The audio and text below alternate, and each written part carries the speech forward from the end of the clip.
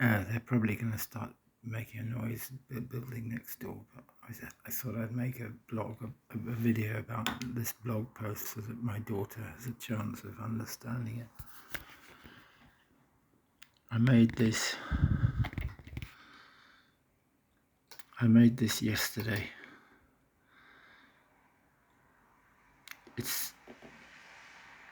It's two maths videos, and this construction that Norman Wildberger produces here is very close to the structure that my machine produced automatically in Bolivia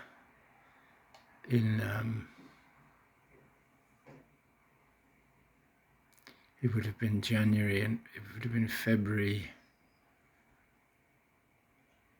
2010. It produced this automatically. So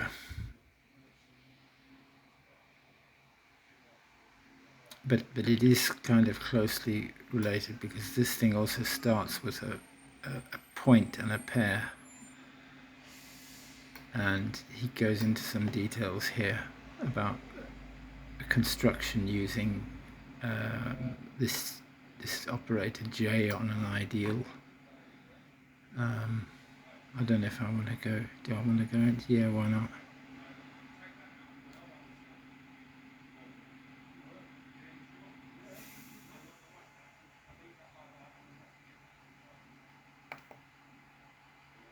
Well, let's stay out of abstract algebra for now.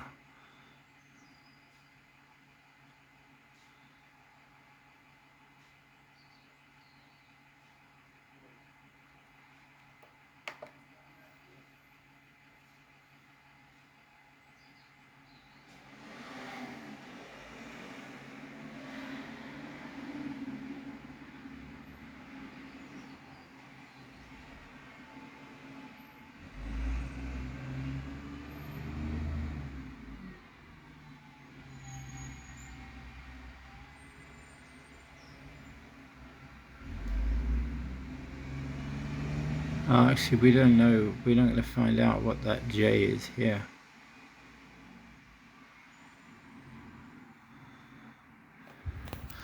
Anyway, it reminds me, this is not for my daughter, or it could be if she knows a bit more. There's a paper, an ideal model for polymorphic types by McQueen. And there's a type system in there that's quite interesting, because it has sum and product types.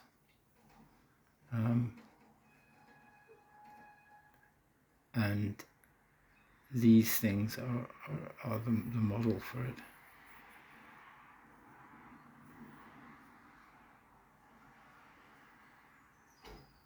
And they're able to prove things about fixed points in there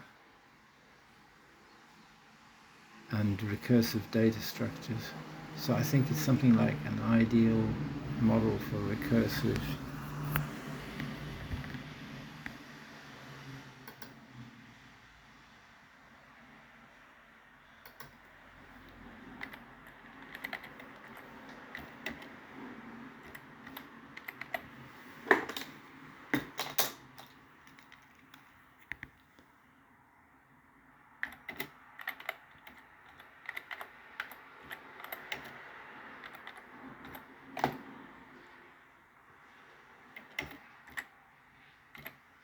I can't remember whether McQueen has a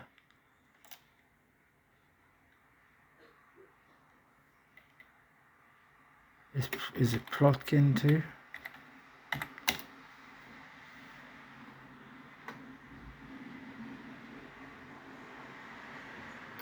That's it.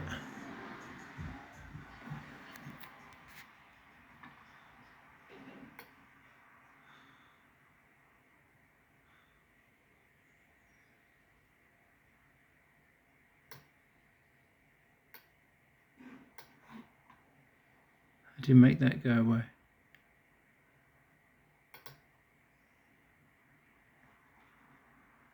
Why is this coming up? Why? How are you supposed to know how to get rid of this? What if you want to actually read the fucking thing? Honestly, what is the matter with people? Fuck it.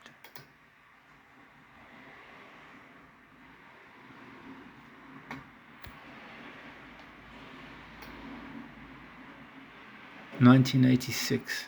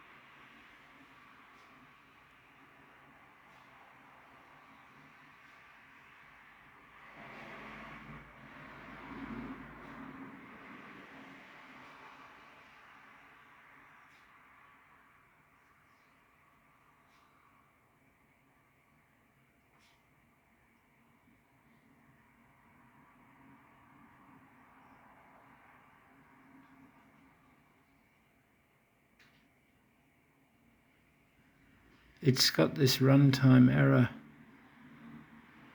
handling as well.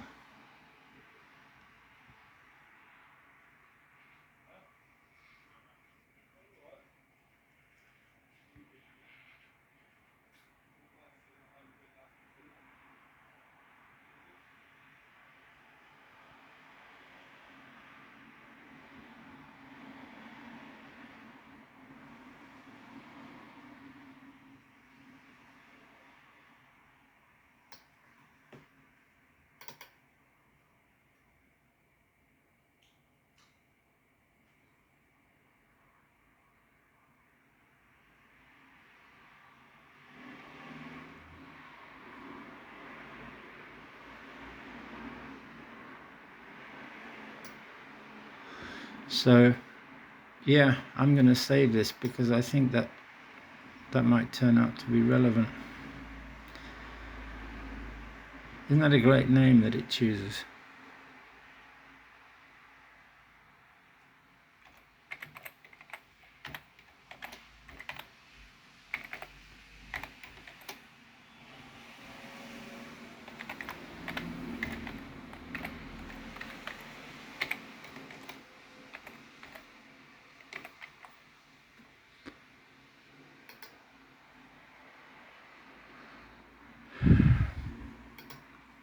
So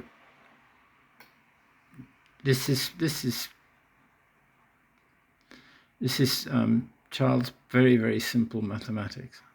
Even the technical one where he goes into it, and this is even simpler. But he shows how many different places this thing turns up in, including Euclid's Elements.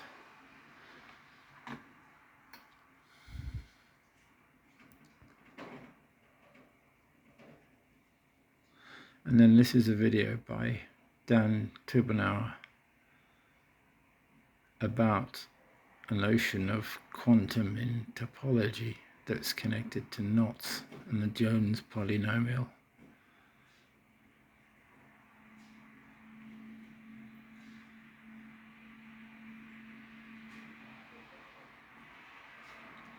And then some older videos I made the other day, one talking about topological or the homotopy type theory and all of that, and one talking about Conway talking about mathematics as a world made by a madman, and another one me talking about Roger Penrose's cohomology diagram, that triangle thing, that the impossible triangle that's on the cover of Gödel, Escher, Bach, and other.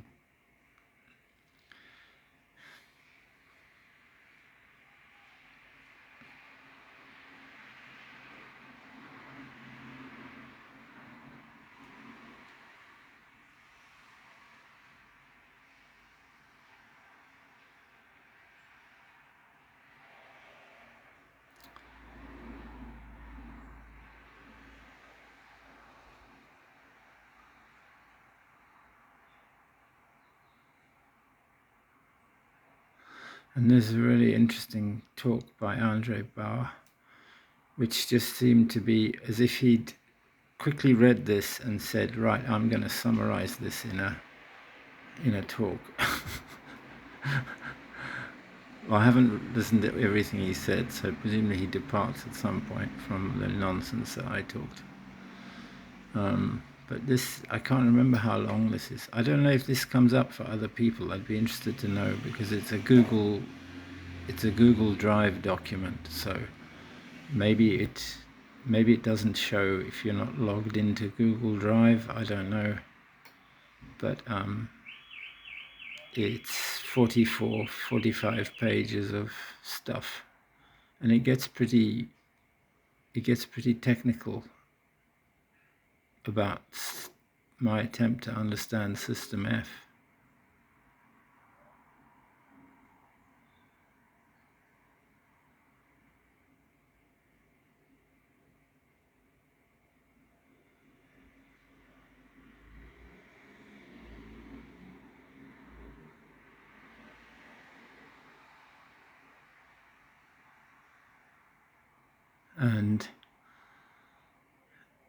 And Church is 1940. God, I haven't read this far down it for a long time. It's probably very embarrassing.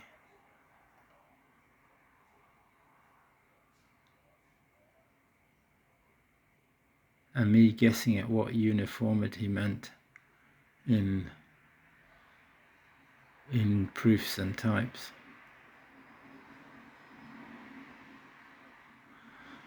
The way to think of these is often things I wrote were notes to my future self that my future self is now not able to read anymore.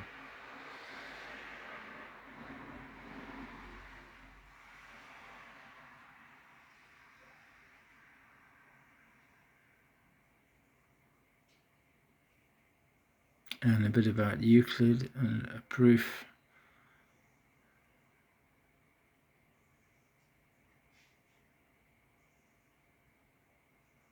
And about how the problem with algebra, I'm trying to get at that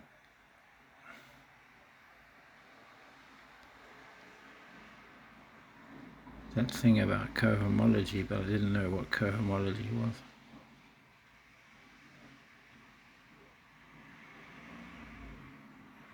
Trying to get the hang of this bisimulation thing, which kind of weirdly tops out at this graph of all graphs.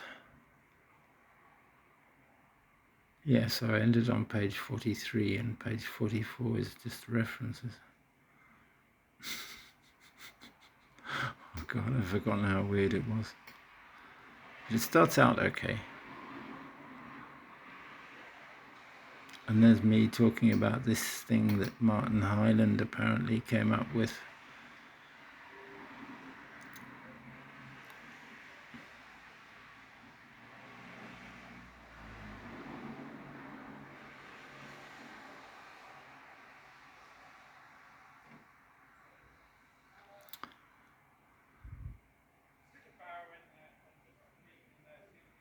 And this is, I think, talking about S as a kind of evaluator. So I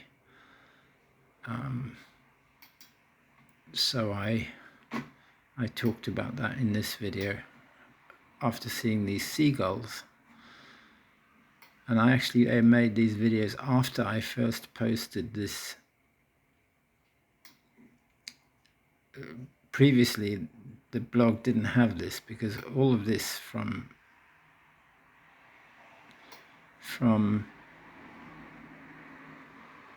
the end of that to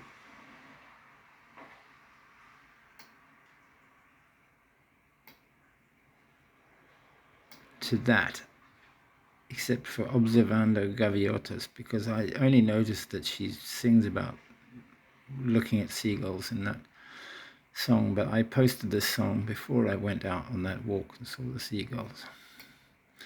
But you know, seagulls are everywhere. And then Sabina's songs, which are absolutely great, both of them.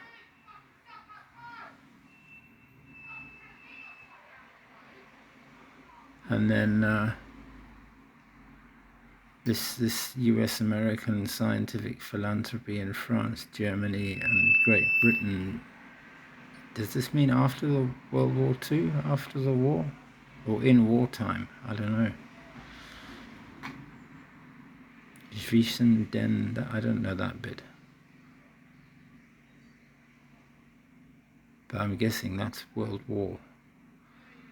I don't know what zwischen den means. I haven't read that because I think you have to pay to get it or something.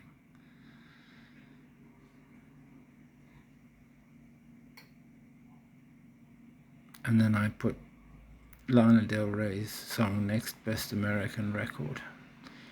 And if you listen to that and oh wow, well, you have to listen to the lyrics. And you have to know a little bit. This mentions being opposite Brixton Prison, and Brixton Prison is where Bertrand Russell was locked up during World War I.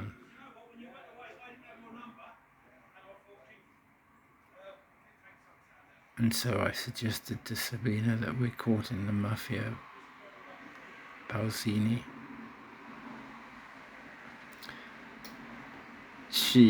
This video is, I think it was a bit different before. She changed it. And then I started listening to Laura Pausini songs. And that transported me back. So while I went out for my walk, I was thinking about Bolivia and stuff again. And then I got a bit angry about the stuff that happened in Cochabamba. And I posted here some links about relevant posts I made after there and videos I made actually there. And I found this, which I haven't watched all of.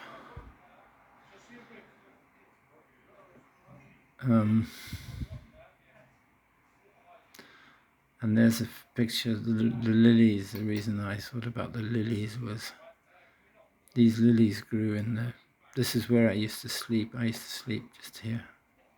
And the lilies grew there. I don't know who planted them, but there were some lily bulbs in there. But then one day I came back, a day or two after. This was during the demonstrations, the elections, I think. Somebody cut them off and smashed them on the ground. Just because you do, it's a plant.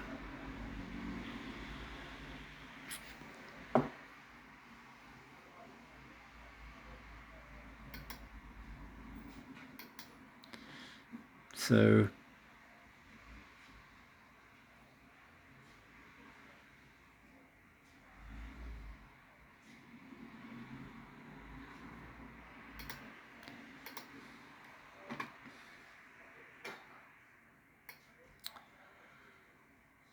there's that lovely song.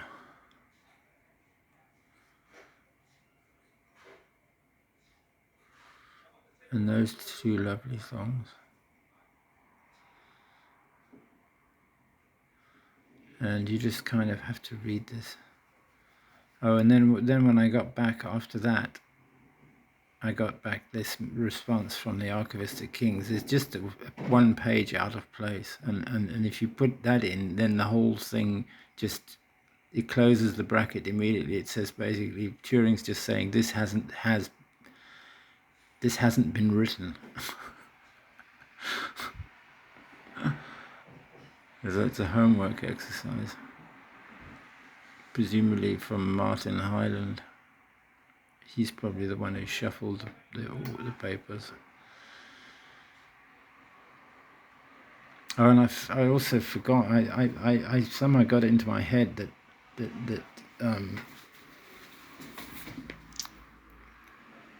that this was was dedicated to Michael Atiyah, but it's not. It's Martin Hyland.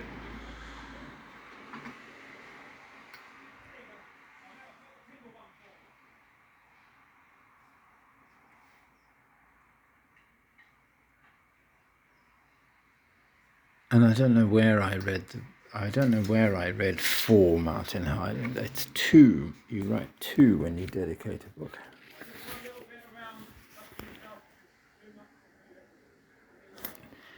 Because he was her supervisor. Illinois. That's where she is. It must be pretty cold up there now.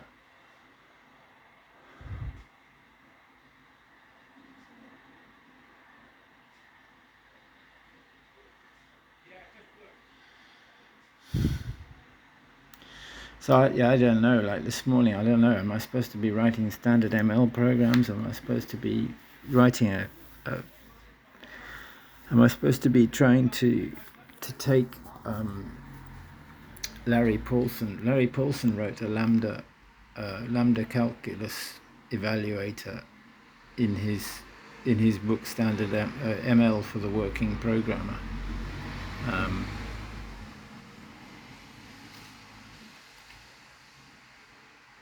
So am I supposed to be plugging my type inference thing into his ML and testing out those ideas? Or am I supposed to be writing a PhD, or I don't know.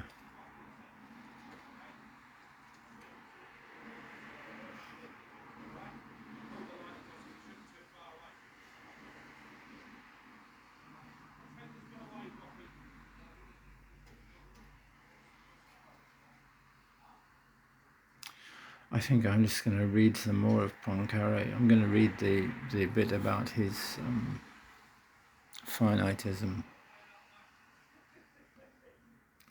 about his basic his vision of the future of mathematics. Is 1908.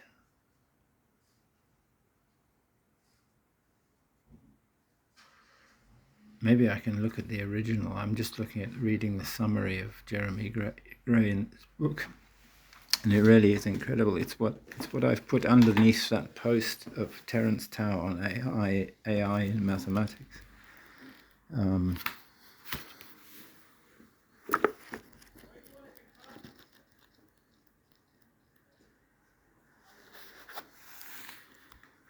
Oh, I can't. I've taken my glasses off, so I can't see a damn thing. But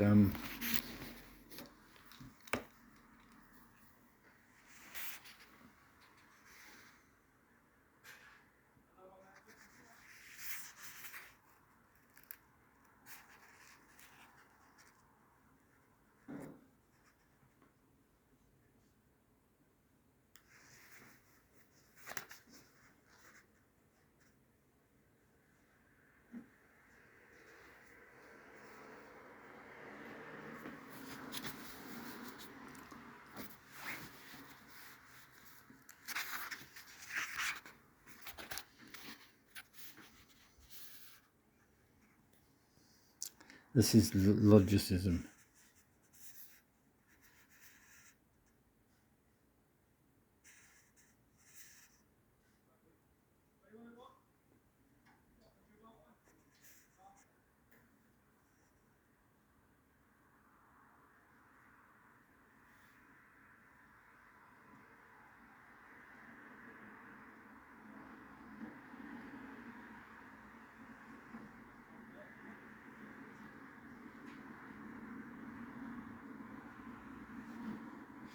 So it's all about the principle of induction and how careful Poincaré seems to have understood it better than anywhere else. And then it goes on to talk about Peano and the Peano axiom.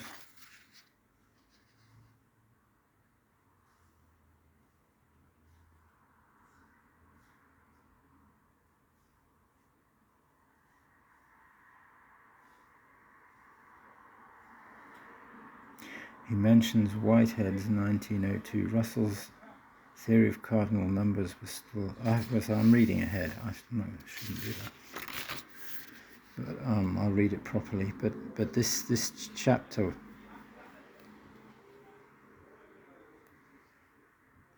It's chapter 1 that starts the stuff on logic starts.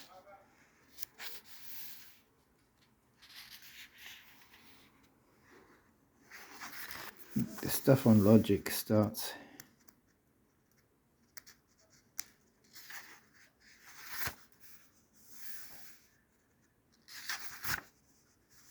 Poincaré among the logicians. So this is Poincaré is a cat. he's a very good writer, Jeremy Gray. This is a fantastic book. So definitely, if you want a very fresh, beautiful 1908 angle on mathematics and logic, that's the place to go.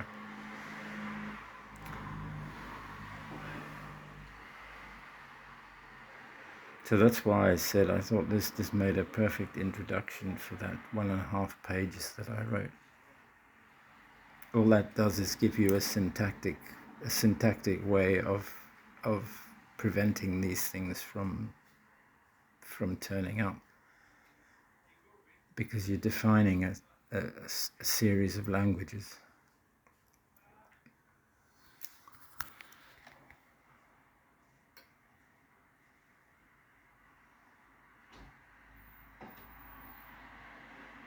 Oh, and then that gets to Martin Hyland, and he is also famous for having pointed out that syntax and semantics can be considered as some kind of functor in some kind of natural transformation between them.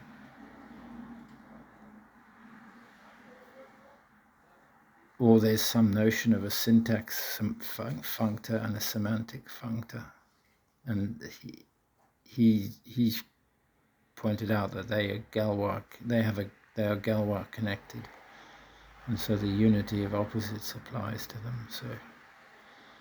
So that syntactic construct I produced is probably something similar to the completion thing that Alan Turing does in his thesis.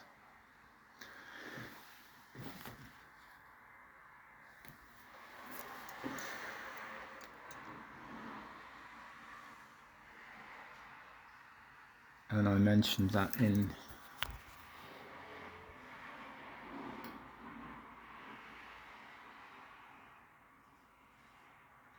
that video I made sitting on a bench up the river. And then that video I made as I was walking back into Cambridge, and I remembered I was thinking about Cochabamba.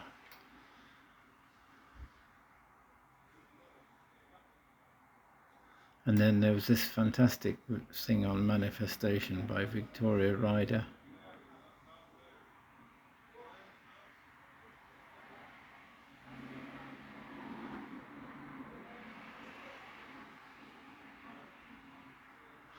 And then so I uploaded this rant about stuff that was going on in Cochabamba after the election.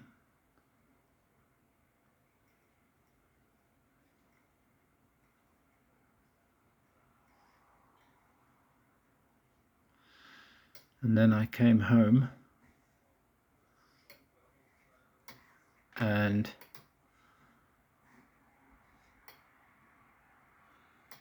I started listening to Laura Pausini's songs, and I put them in date order, which is not the order in which I found them. In Bolivia, in Bolivia, I only heard her music on kind of pirate discs with MP3 collections on, and there was usually a set of Latino songs, and I would scan them for Laura Pausini songs, and so I collected them kind of one MP3 at a time, and they came in all sorts of different orders.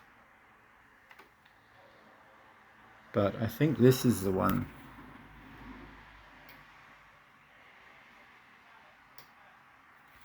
That was one of the ones I found quite early on. And there was one that they played all the time on the radio. The beginning, I forgot. I haven't included that. I'll try and remember which one it's called. But I put them all in order, and they make a story.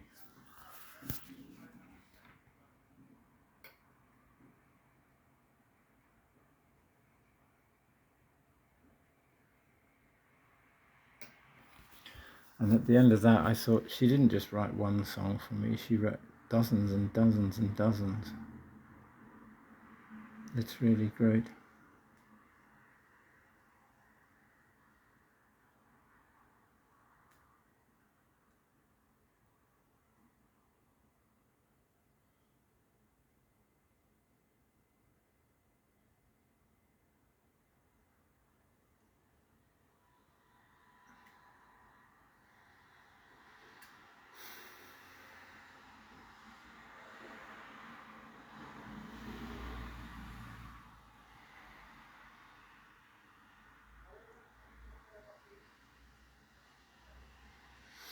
And then I came back.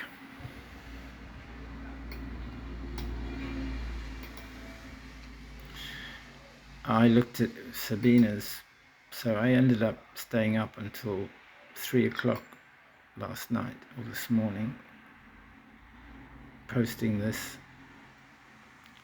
about superconductors and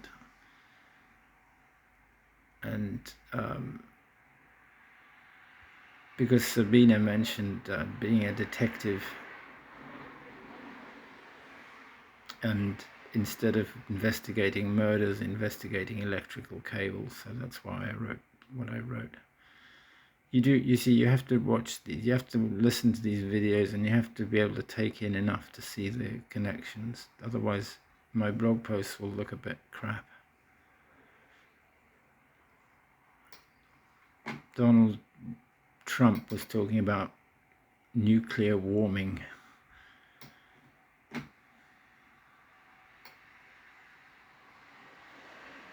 And this is a reference to Dewar and selection principles.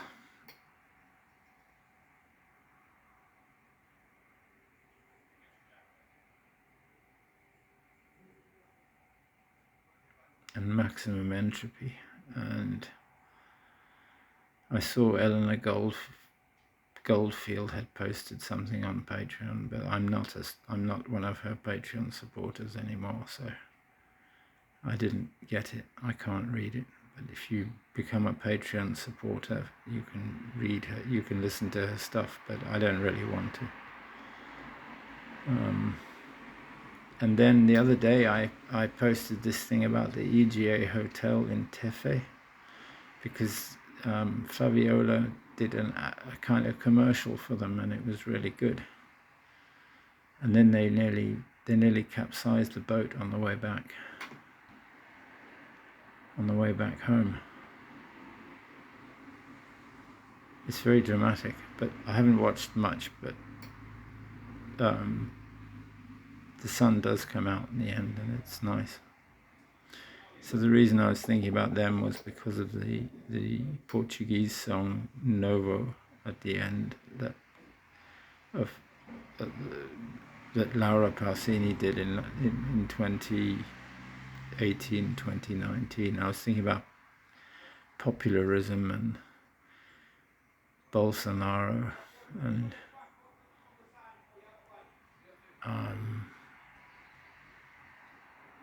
Trump. And then I found the Cronenberg universe, Rick and Morty, which I only watched a little bit of, but it's fucking amazing. And then Victoria's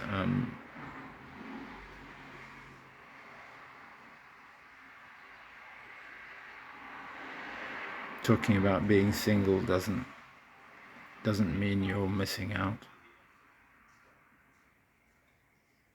And that is grammatically correct. And then I'm slowly understanding more and more of people just ain't no good. I never understood it.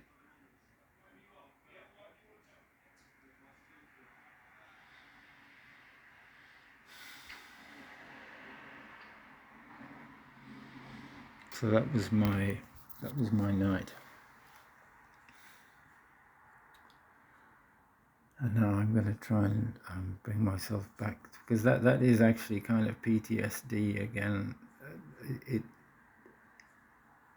These kinds of things, when I read about